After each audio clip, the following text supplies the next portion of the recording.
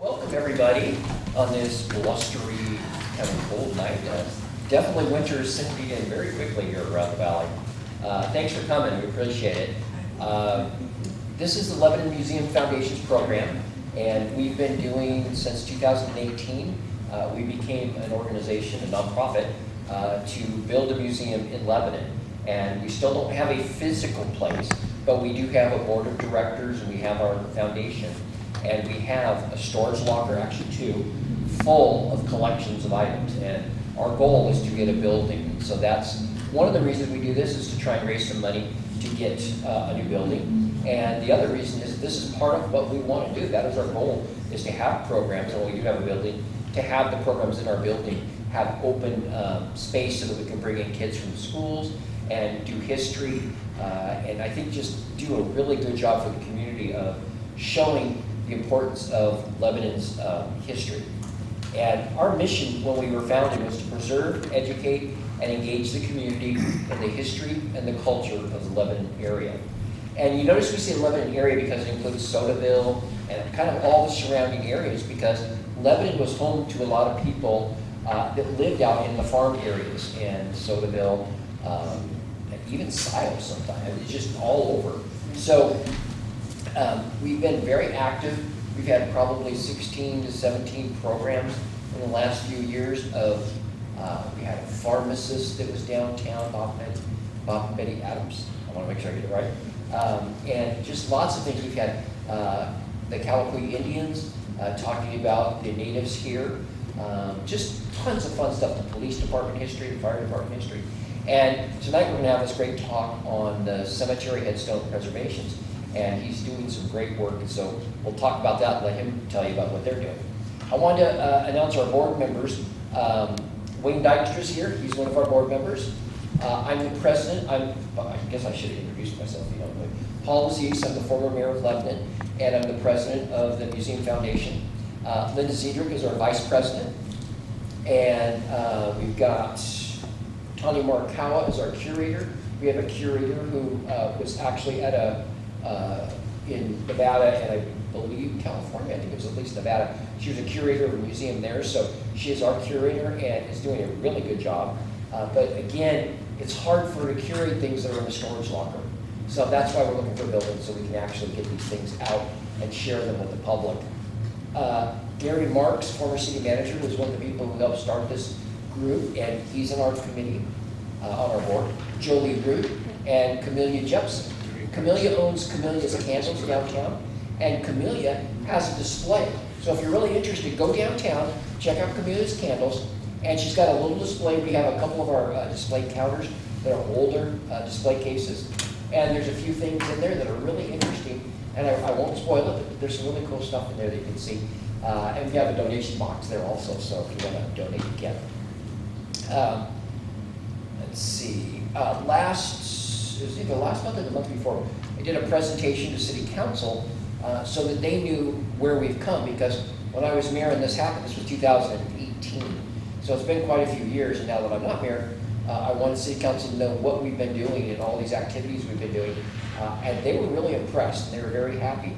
So kind of one of the reasons we did that was we wanted to see if the city had any surplus property that maybe could come our way, because we'd always talked about that. And they are looking at that, so that's a possibility too, and we're hoping that that could come to fruition. So right now we have a website, LebanonMuseum.org, LebanonMuseum.org, and our Facebook page is the same thing, Lebanon Museum, just Lebanon Museum, and it's on Facebook, and you can find us. And we've got pictures, we have our events on there, and if you sign up in the front, if you haven't already, put your email address on there, and every month or two, we'll send out an email talking about all of our events coming up and what's happening. Okay. Dave Pinyerd and Bernadette Niederer have repaired headstones at Lebanon's Pinyerd Cemetery, as well as many other old graveyards in Oregon. They are the principals at Historic Preservation Northwest, a small business based in Albany. Both David and Bernadette are graduates of the University of Oregon's Master Program in Historic Preservation. Since 2017, the two have repaired more than 1,400 headstones in Oregon. And with that, I would like to say thank you and welcome. Thank you, Paul, and thank you, Linda, for bringing us out here. I'm Dave Pinyerd. This is Bernadette Niederer, so you can actually see us. We are both graduates of the University of Oregon, though I did my undergrad at Oregon State, so I'm a platypus. I'm both. So we both graduated in the last millennium in historic preservation and started work immediately doing historic preservation on buildings. So we did that for about 20 odd years. And then we got a contract to do a preservation plan for Dayton's Pioneer Cemetery, Dayton up towards McMinnville, not Dayton, Ohio. And we enjoyed it so much, and there was a aspect to it of doing hands-on work that we don't get in, weren't getting in building preservation that we really enjoyed. So we moved full-time about 2018 into preserving historic headstones. There's a wonderful grant program done by the state parks through the Oregon Commission on Historic Cemeteries, and we do most of our work through that grant program. Cities apply for them, as Lebanon did. They get a grant, they hire us, and we go out there and repair headstones. So we've been doing that ever since, and we're right around 1,400 headstones that we've repaired in about 40 cemeteries up and down the Willamette Valley.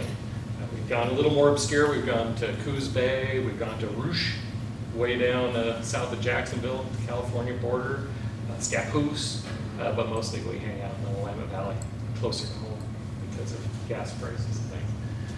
So this is our workspace here. Let's see if this thing works. Oh, look at that. So Linda challenged me. She came up with a title of this, the art of headstone preservation, that I did not expect. And so I have embraced it fully once I realized she was correct. So we're going to try to do the art side. I mean, we've done maybe a presentation on our cemetery work maybe 8 times. And so this is the first time we've tried to focus on the art side. So we're getting arty here. The liberal side, the U of O side, is coming out. We're going to show you a detail behind 3 of our repairs. None of them Lebanon's, fortunately, but 3 are style repairs. And then Bernadette's going to wrap up with talking about how, since you're here tonight, you might want to get involved in cemetery preservation. We'll show you different venues on doing that, from plants to the actual stones themselves.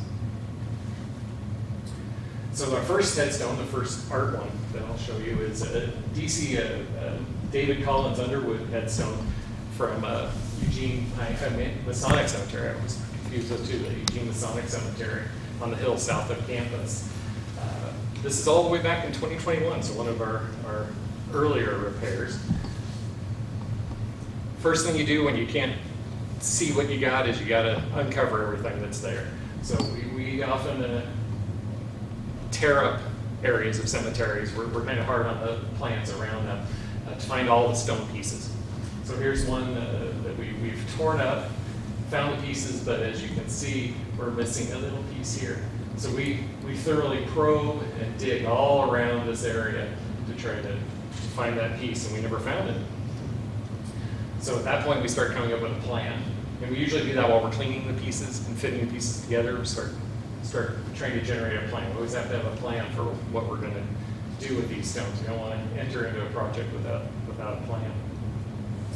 So we're fitting the pieces here, seeing how they go together, and then cleaning the pieces. So we've done a lot of brush and just water and soft brush cleaning.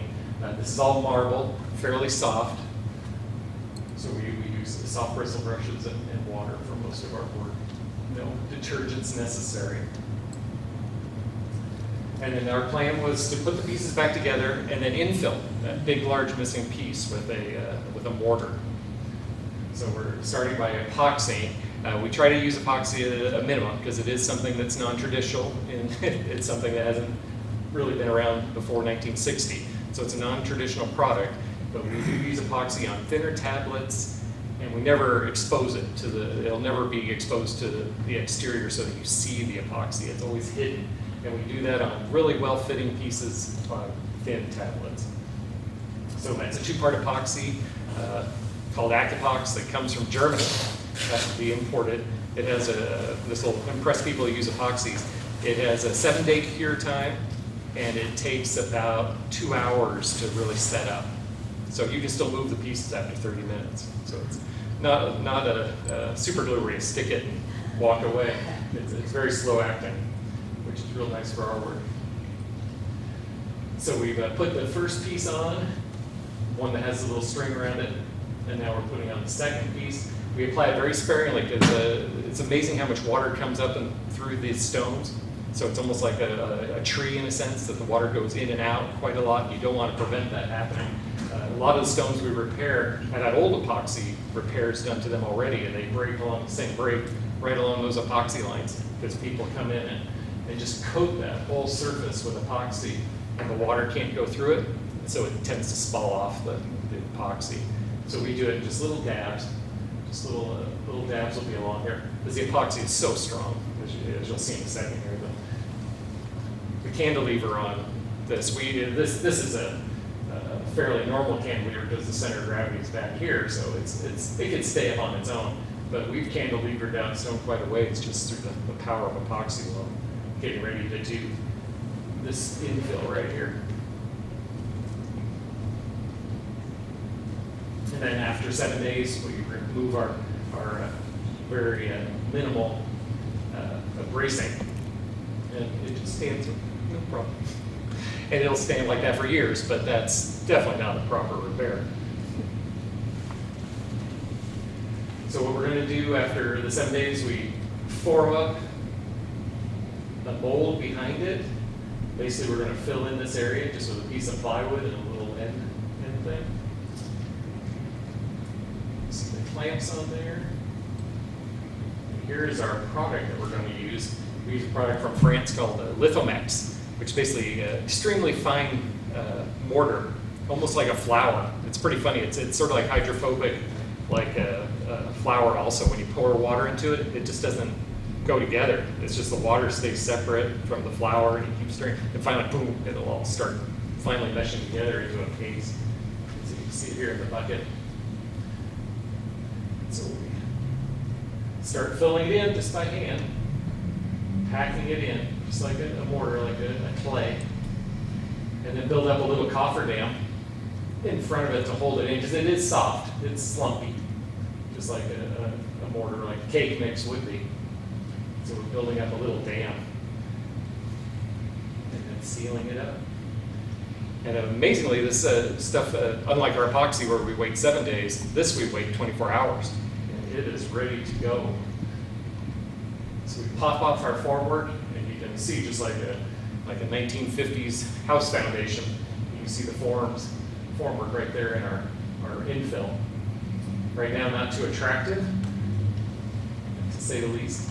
So we sand it down, and by sand I should say scrape it down. So after 24 hours it's semi-soft, but it's stable enough to hold its own shape. So we're scraping it down just with a piece of metal, a very thin jointer, sliding it across and creating quite a bit of powder from the old Lithomax, which I wish I could salvage. And so after you scrape it, it looks like this. And this is the chamfered edge, so the edge is cut a little bit right here. So it's a chamfered edge right here. So we've already put that in. And then now it's a big blank white piece here. So we let that go. We're going to put the top onto it. So here's the top. Got the Masonic calipers. And now we have the full height. So there's no problem with this sort of repair support-wise. This is a mortar that's quite strong in compression, so it can hold that weight. But right now it's all really in the epoxy, in that epoxy joint right there. It's holding the weight. And then pull off after 7 days again. These are a lot of multi-step processes.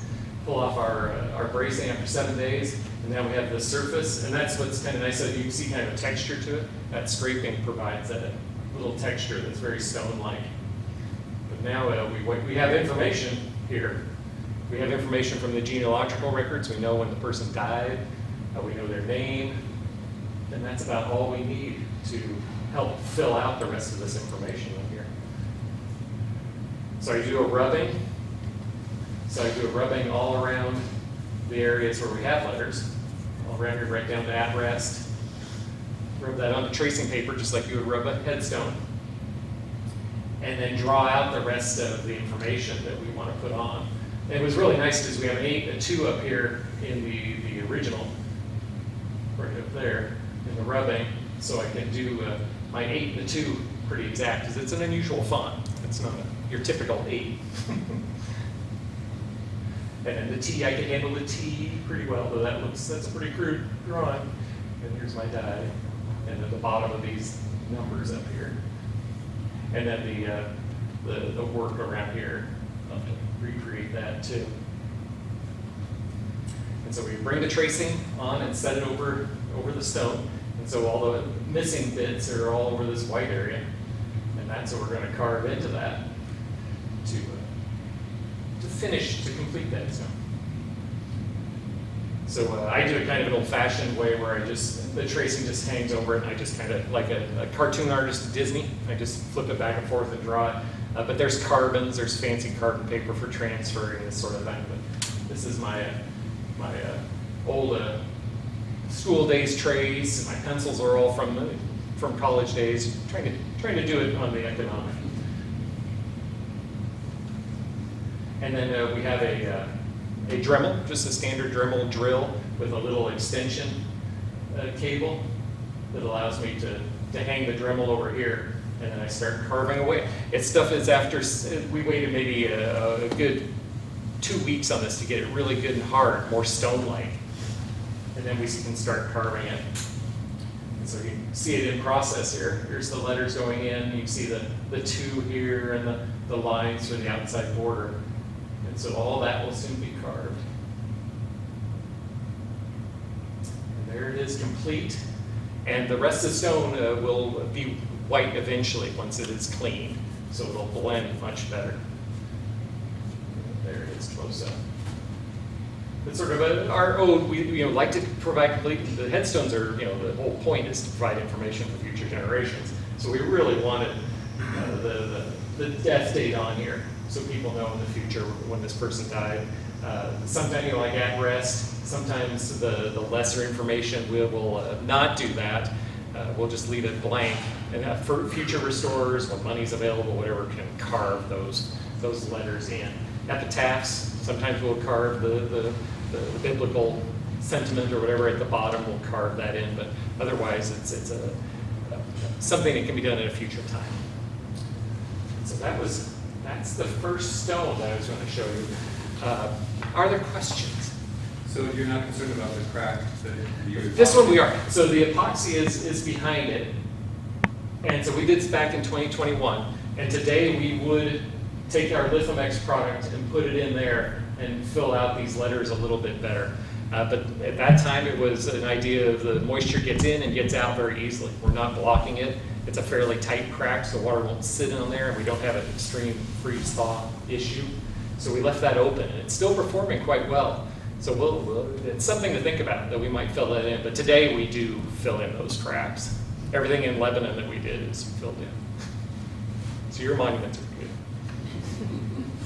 Any other questions? So I'll just keep rattling along. You're going to sit and show us what is painted white? Are you going to show us painted white? No. Oh, yeah, we never have used paints in any way. Well, I mean, you said it was going to be white. Once it sits a little bit with the D2, so there's a product that we use for cleaning called D2 that's a antibiologic, so it kills all the organics. So we can't really clean them real well from dirt, but we can clean them from organics. So almost all this black here is actually organic. And I've got a fairly recent photo of it. Do you want to try getting that, Bernadette? I would break off. I am curious too. Okay, hang on, people. That's a good question. Hopefully I don't got anything too private on here. Well, when you're looking out, some of the sort of constant debate we have is how much do we want to show our work? How much do we want the message to be, this is a monument that has been repaired, versus trying to make it look like it's new or like it hasn't been repaired. And so we originally, and sort of from our, where we are with, from our education and sort of from our personal, philosophy of preservation is, if it is old, it does not have to look new. We want to be very minimal about what we do. So there is it turning whiter. So it'll continue to whiten, and then in future cleanings, it'll be whiter still. But we have a real different, that's a raw product, a raw lithomex that we're infilling it with, and that matches marble, aged marble pretty well. But you'd be surprised at the variety of colors that are in stone, that it's real hard to match any specific color with an infill this large. So we go for just a white marble.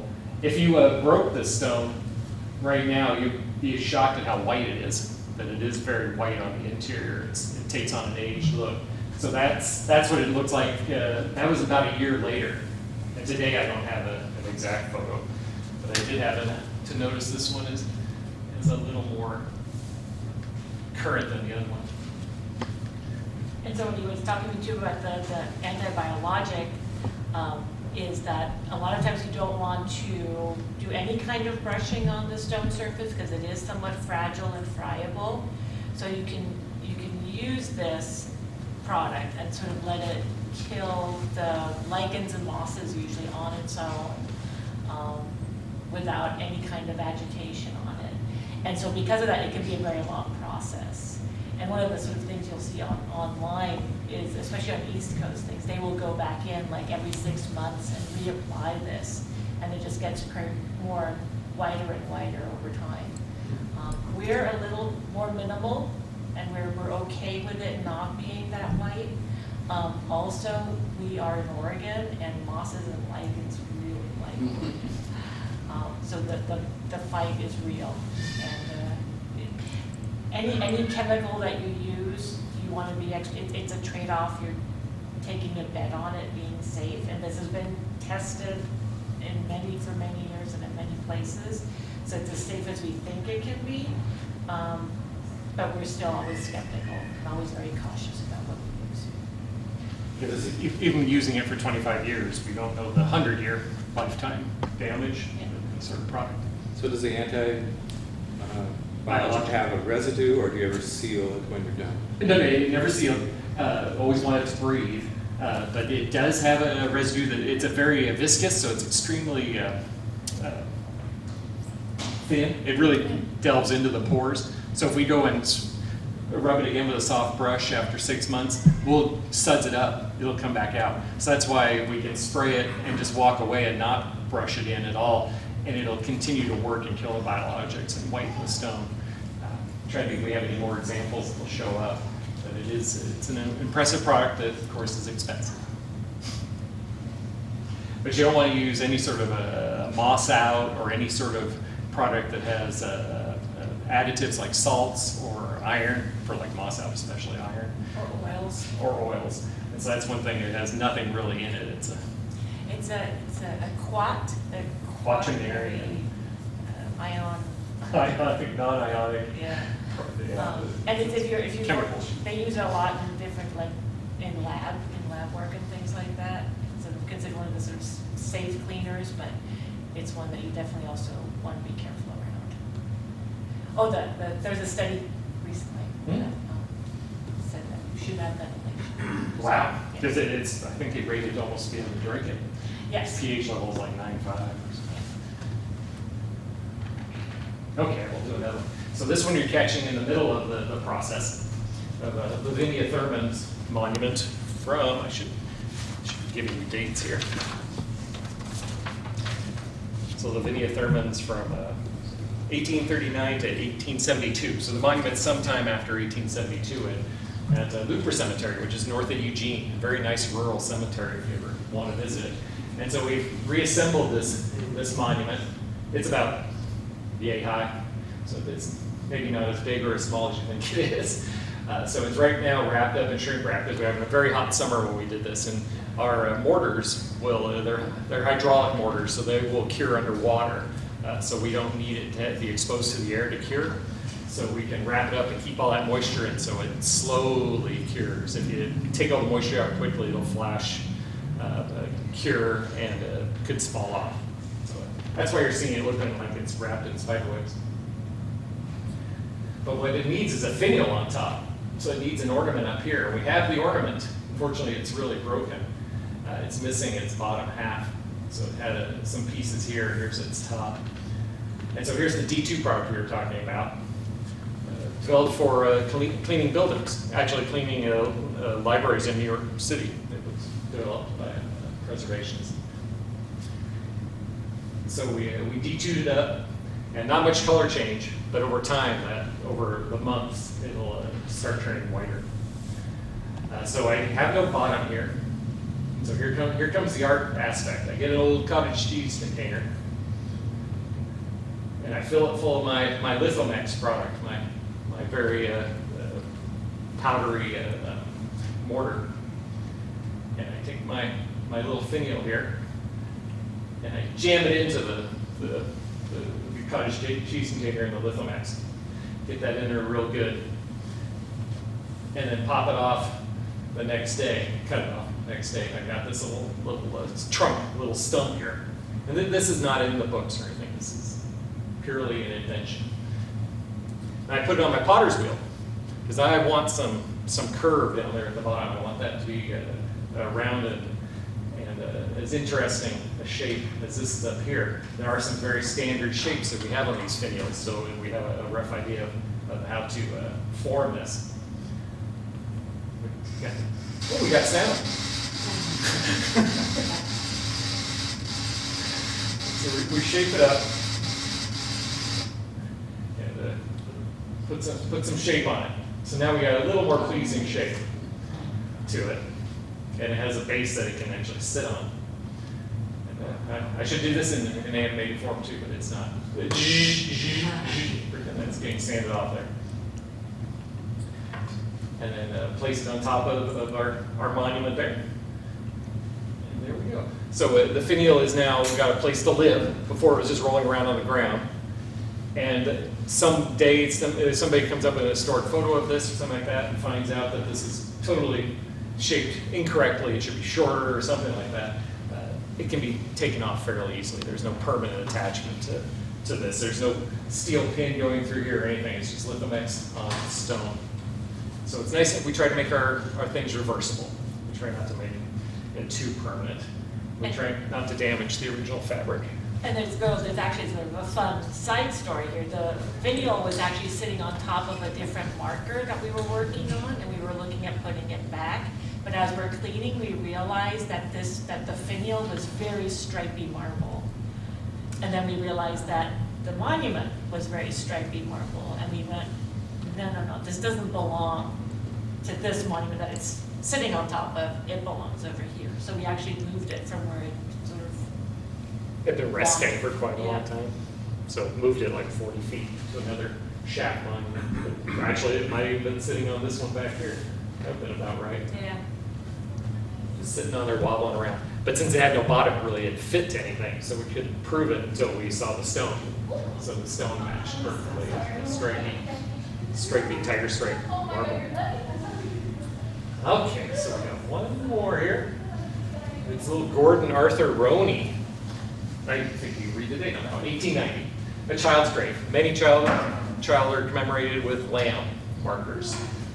And many of the lamb markers, there's probably some percentage across the nation that lost their heads, because it is little other juveniles that are living that like to knock those off. We'll just leave it at that. So Bernadette and I thought we would get into the lamb head replacement business and make some standard mold and just start plunking them around on all these missing heads.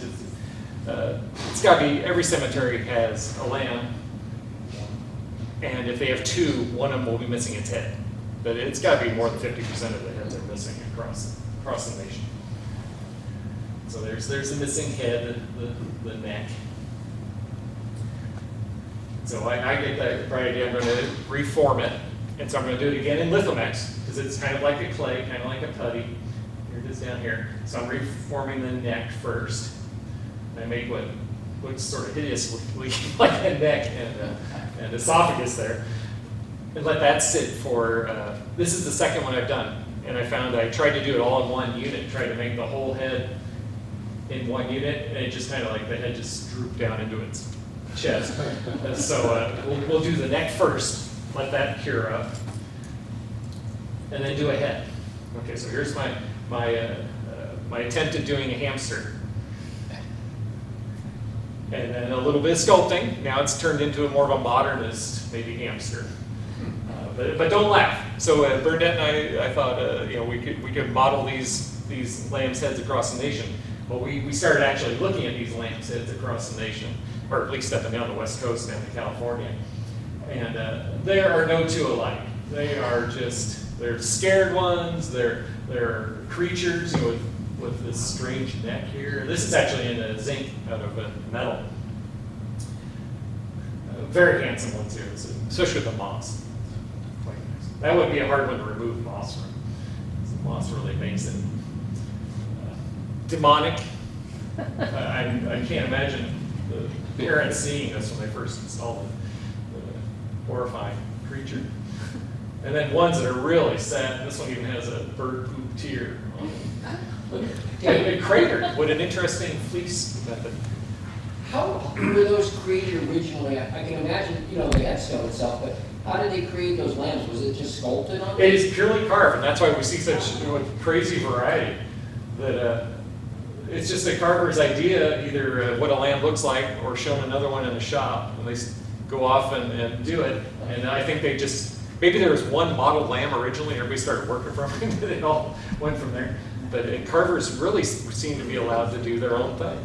I was quite surprised to see such variety, because I had been seeing lambs things and I thought they were all the same. But when you really look at them, and a lot of them have this nice shield behind them to help prevent them from being kicked. And you'll notice their legs are always tucked, or there's one leg stuck out, so that helps them from being pried off or damaged. So there is, I think, some thought behind protecting them too. This one really is surviving well. It even has his ears. Those ears go quick, like stab him. And then oftentimes the legs, with the body, lambs have long legs, but some of these legs are like bandy, deer length.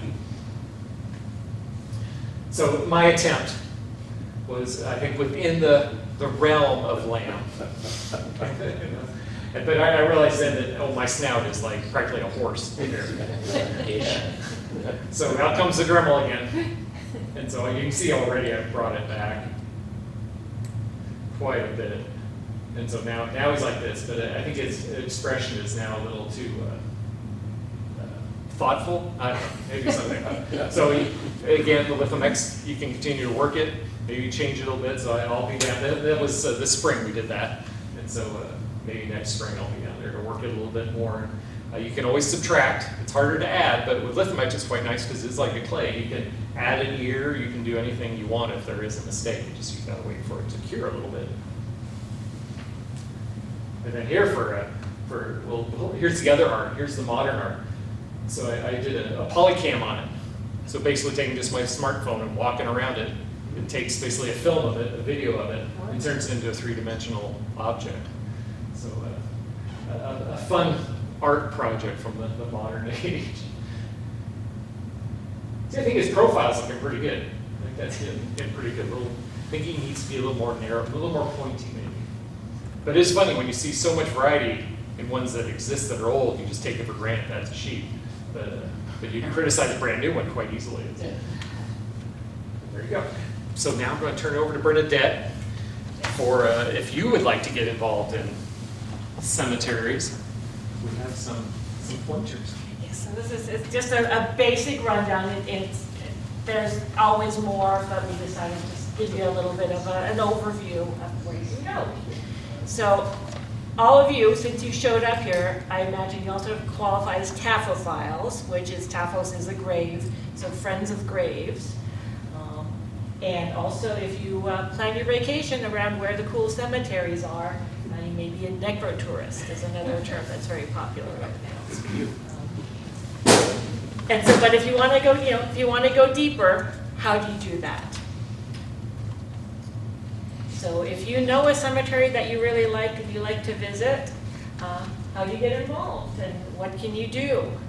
So first thing, you should always check for the signage at the site and about do's and don'ts and what they permit and whatnot, and who to contact.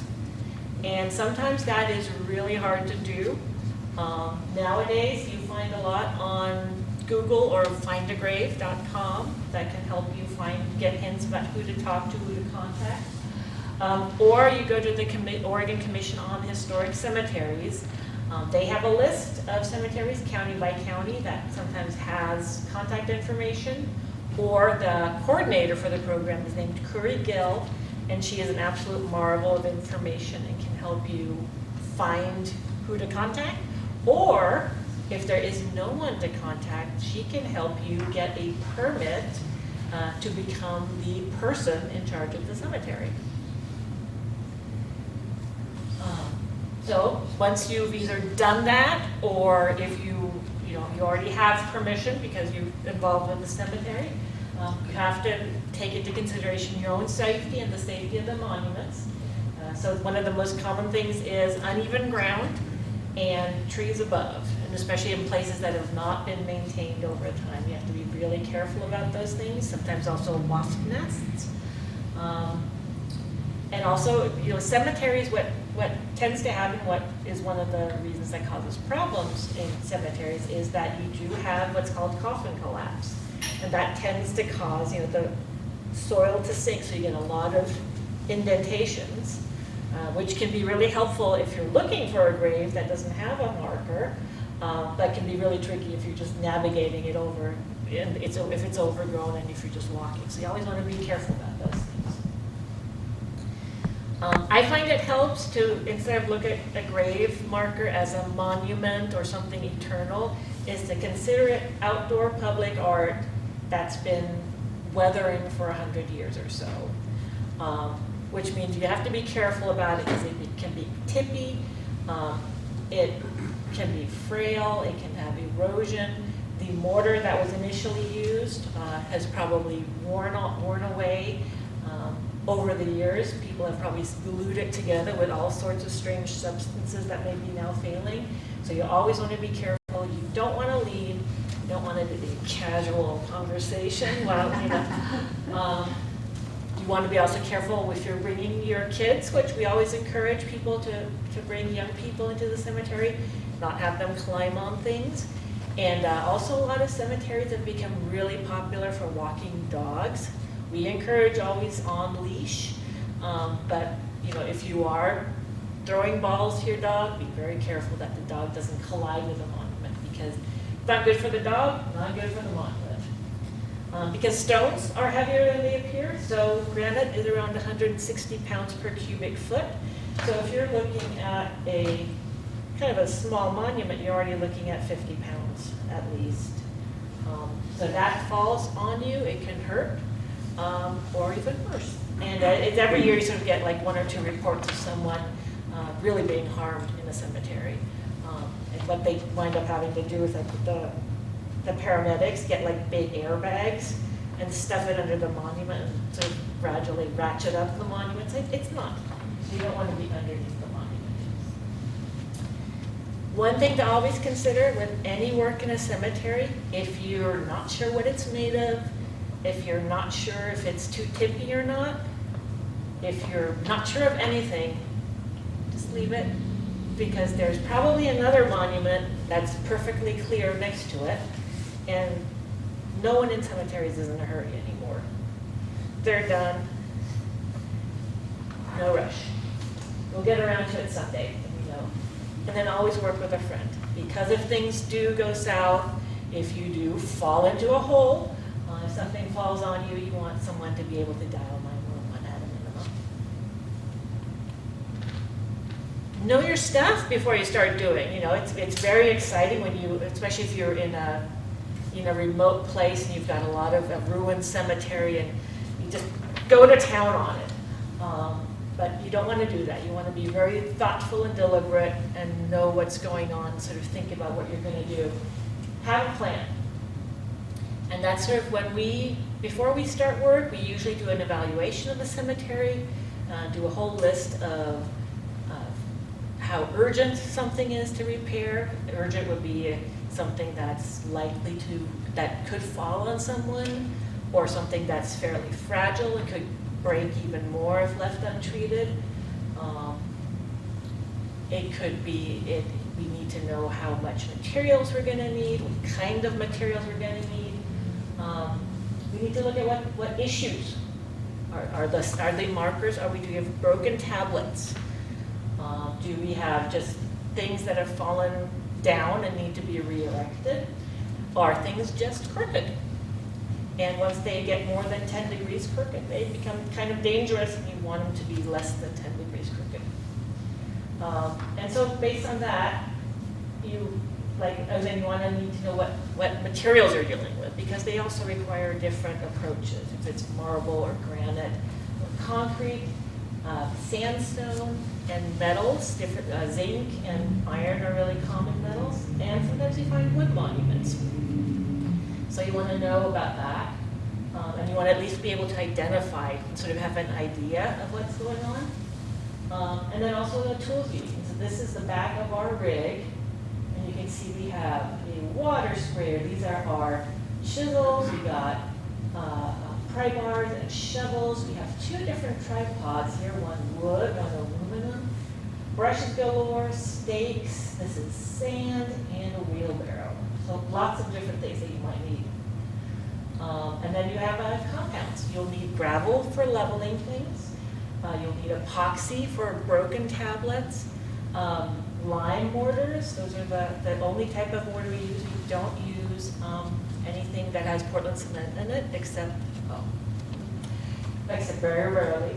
And D2 is the cleaning product we use, and water. And sometimes sometimes we encourage people just use water. Cleaning things with water is perfectly fine. It won't get you towards the white of your dreams, but it is respectful, and it is it's a good way to go. But if all these things are sort of make you worried about that there's too much, we can train you. And so usually at least once a year, the Oregon Commission on Historic Cemeteries sponsors a workshop, and sometimes also separate cemeteries ask for workshops. And it's an all-day thing, as you can see. It starts at 10 a.m., goes 3:45, and this will be next May as part of the Oregon Heritage Conference. At Belcassie Cemetery near Woodburn, which is it's a very cool cemetery, and they're making a little bit of news because they had a big zinc Spanish-American War era soldier on top of a pedestal, and he had gotten damaged over time, and he has just been restored.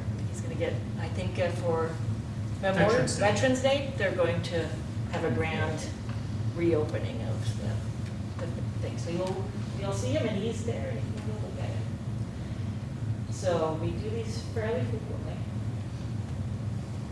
If you think once a year is frankly. Yeah. It's a free workshop. Yeah. And if this interests you at all, please attend. I think they make you pay $5. They make you pay? They make you pay. You have to go to the conference apparently. Oh, that's right. You have to register for the conference. Yes, and the fee for the workshop is $5. But I don't see any of that. Yeah. But we occasionally do free ones too. And there's lots of places to learn. And the first stop to learn about if there are more workshops coming up is the Oregon Commission on Historic Cemeteries and Oregon Heritage. And there are more abbreviations than you can just poke a stick at. So there's SHPO, there's OPRD, there's OCHC. Mostly if you go to the Oregon Heritage Historic Cemeteries program page, they have tons of information there about, they have lists of cemeteries. There's a 72-page PDF of all the cemeteries they know of in Oregon, listed by county, that you can print out or put on your phone and drive around with and look for cemeteries all over the state. They have links to sort of training, training pamphlets that they've done, and position papers about policies for some people who are managing cemeteries, like what do you do One issue that came up a couple of years ago that was very lively was how do you address Confederate flags in your cemetery? How do you address all sorts of things? So there's tons of information there. There is Historic Preservation Northwest, us, on Facebook, and Dave does a post every Sunday. And it's usually something like what you saw here. It's a step-by-step process of restoring a marker somewhere in Oregon. There's Find a Grave, which is you can have an app or you can go to the website, and that is great for, I'm in Monroe, there's a neat cemetery here, what's buried, what's going on, and you can look it up, you can find where people are buried, and it's a lot, if you're into genealogy, a lot of people use Find a Grave. One thing that's really neat there too is they'll have like requests for photos where someone, say in Ohio, would like a picture of their great Aunt Mimi's monument in Lebanon. And then you can go out and take a picture for them and so that they can have access to that from afar. So it's a really great way to volunteer and to get involved on a very non-invasive level. And then there's also the Association for Gravestone Studies, which is a bit more academic, and that's more sort of the history of markers. It's really cool because they go into a lot of the symbolism and sort of weird things. Like for a while there was the empty chair monument was sort of a trendy thing for a while. Little Boots, there's a poem by John Hay, who was Lincoln's Secretary of State, that was widely used as a marker type. So they talk about things like that, very obscure, kind of fun. They have a book club too, which is a Zoom thing. Next one is November 16th, and they're doing The Loved One by Evelyn Waugh, which is a great, fun, scurrilous kind of novel about burial traditions in Los Angeles during the golden age of movies. So, very cool. And it's international. Some of the most lively people at the book club are from Australia. So it really is a great community to be involved with. And then things where this is a rerun from a presentation we did earlier. Some of this may not be current anymore because it's all been taken care of, but they're good things to know. So this is the Lebanon Pioneer Cemetery. If you're interested in helping out there, contact the DAR and specifically Esther Hillary for their work sites. They have a Lebanon Pioneer, or just I think Pioneer Cemetery on Facebook. And they will announce when they have workshops. They announced this lecture on there. Friends of Pioneer Cemetery. There we go, yeah. So it's a really great thing to be connected to and to find out what's going on locally. Obviously, Linda Ziedrich and the folks at the Lebanon Museum probably have a knowledge of when things are happening too. So keep in touch with the museum folks. Things that they really need is a lot of the monuments there have gotten scattered over time and moved to where it's more convenient for lawnmowers. So if you have family and are a long-term Lebanon person and you know where your great Aunt Mary was buried, you're an extra important person. And to make sure that you contact Esther and let her know, or contact the museum folks and tell them what you know. If you had a relative who was in the mortuary business in this area, it's really important. And if the holy grail for any one of us would be finding someone who has like business records of where things like monuments were made or sold or who was doing interments. And all that is exceedingly rare. Family photos. Virtually none of these cemeteries we work in has any pictures of any burials. No one ever took pictures apparently when they went to visit their relatives. It is very hard to find photos. The one cemetery we've worked at the most is in Coos Bay, and we got extremely excited to find, and it was established in the late 19th century, extremely excited to find photos from the 1950s. And that was a newspaper article about the vandalism in the 1950s. Oh. So it was cool to have that, but it is so rare. So that anytime you find photos of anything like that, definitely contact your historic societies and let them know that you have that. They're going to be probably working on an interpretive sign, and I don't know where they're at with that now. They may And then also if you notice any mischief or problems, or if you like what's been happening at the cemetery, the garden club has been really active there. They do the annual cleanups. Make sure the city knows, and that they should help the staff find time to work on this. This is sort of a very outlier thing for staff to do. It's fun for staff, but also they usually don't have time for this. So the more you say, this is an awesome thing, we want more of this, the more likely they'll be able to allocate time to it and to apply for grants. Finally, this is us, Historic Preservation Northwest. Pinyerd at hpnw.com is the best way to get in touch with us. And that is it. Oh. Nope. Any That was it. questions? Okay. I found your Facebook page, it was maybe a year ago or so. Uh-huh. And am I not mistaken that you did a gravestone here in our town, and you had lifted it up? Well, it almost looked like you were using a cherry picker to like lift up the gravestone and then take it and work on it and then bring it back. Is that kind of? It's our It tripod. was really a cool group of Yeah. pictures. It was very Good, interesting. good. Yeah, we try to be thorough in our documentation of each I stone, love and it. then that goes to the city or to the cemetery itself, so they can have a record of the future. Often, the written record disappears, but the photos seem to survive, and so people have a sequence of that.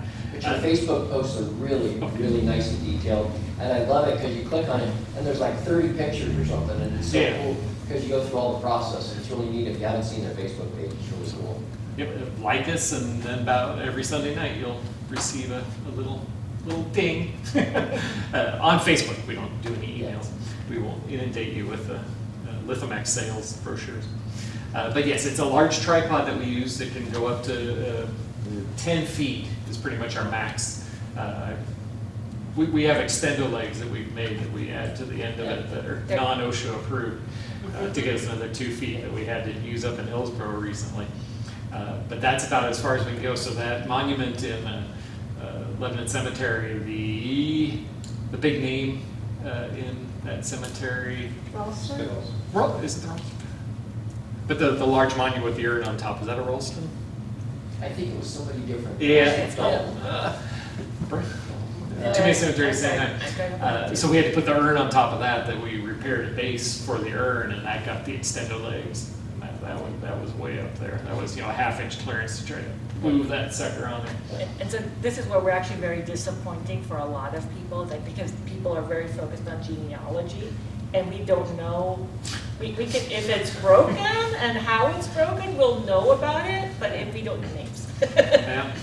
So- People asked us about who's buried there. and Yeah. We haven't even looked to see what name it is. No, So where do you find that D2 at? Where do you buy it? It's an online thing. Yeah. So yeah, there's a Texas distributor, there's an East Coast distributor. and I think it's gravestonecleaner.com now. Yeah. I was curious, I just checked on it. So there, And this yeah, is, they deal, Is it? yeah, it was, but I Yeah. think that was through Atlas Preservation, who has discontinued it and put out their own cleaner now. Oh. So it's all the inside stuff here, all the dirt between, we're a small family of. everybody knows each other, and there's a certain amount of tension between the people. But I think gravestonecleaner.com is the original thing, and then Place. Atlas Preservation is a different group. Yes. So here's one of the things where we just recommend D2 at this point, and water. There's other products that may be very similar and yield similar results, but we don't have the spec sheets, and we don't have a track record yet. And so that's why we stay away from recommending those. D2 went through the whole National Park Service Technical Yeah. Division And there's- approval 20 years ago. And there's actually a preservation sort of lab in Natchitoches, Louisiana, and they sort of did almost an aging test on D2 at one point, and they found that they had an elevated salt buildup, and so they actually went back and reformulated the D2, and this is about 10 years ago or even more. So they were sort of responsive and very aware of process and everything. At least one of the new products is really promising and is being made, or is probably is an analog or just a similar recreation, but I just don't know enough yet.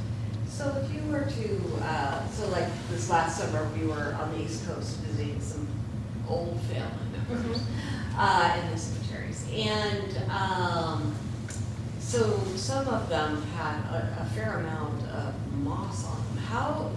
What do you do with that? I mean, what's the best thing to do to get rid of that? Especially if it's a fragile-ish looking stone, Yeah. East Coast, thinking, Yeah. 1700s, 1800s. The fire and forget we do a lot. Just you Yeah. spray it with D2 and walk away. Just leave it. And it'll kill the lichens and the mosses, anything, Okay. it's an antibiotic. Okay. And those will wash away with the rain. Oh. And it does quite well. And with a several year, somebody did an anecdotal question, how long does your D2 last? And everything from 1 year to 5 years, they were getting answers. It depends how wooded the environment is and what part of the country you're in, and how long it lasts. So But that's a good one for fragile stones.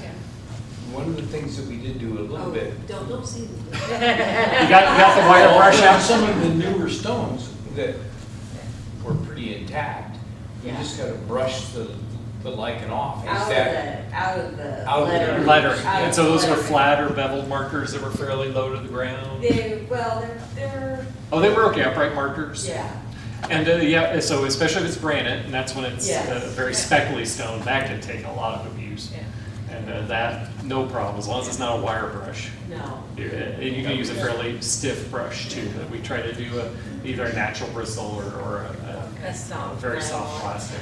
Oh, and then like things like popsicle sticks Uh-huh. and apple skewers, Okay. cuticle skewers, the wood ones.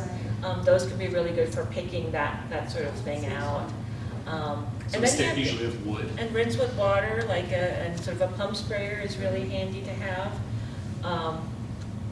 But you also want to check with the cemetery Right. first, again, because technically a lot of times if it's your family, it's your prerogative to do what you would like.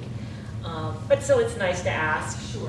And then also, every once in a while, like I know McMinnville Masonic Cemetery, they do not allow cleaning and they do not want cleaning.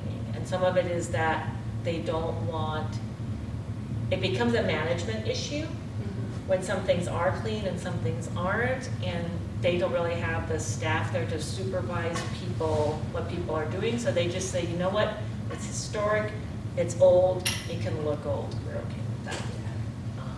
And so I respect that decision, you know, so, and always, there's always more elsewhere.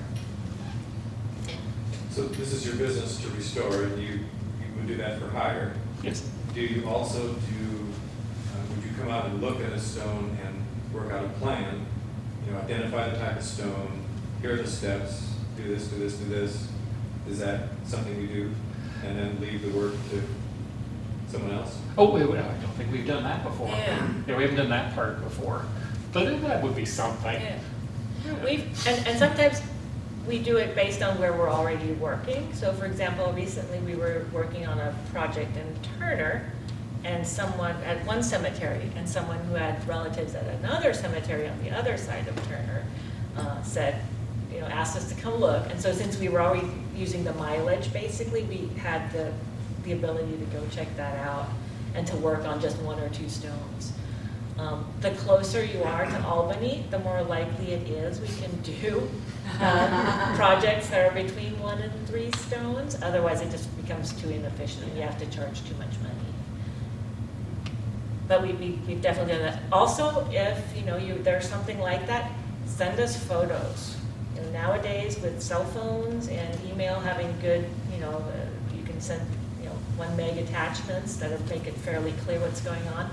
We can evaluate over the email a lot of times.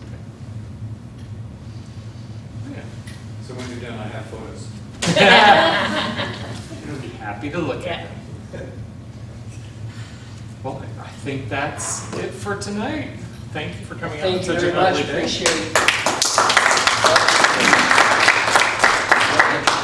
And for those of us who are, old-time geeks that just love that kind of stuff, and your details was so interesting. And like I said, I love looking at your pictures on your website. or on the Facebook page, it looks great. But thank you for coming and spending your night with us, I appreciate it. This will be on YouTube, it'll be on our channel, and it'll take a day or two to get it up, but we'll have it available for you to see. And just a reminder again, end of the year, it's a good time to donate because you can use it on your taxes. We're a 501c3. You can donate online. We have our website, PayPal, and you can put a check in the box or cash in the box. So anything that would help us out, we would really appreciate it so we can help get our building going. Thanks for coming tonight, and have a, I think, less wet night tonight. Just the river. I love it.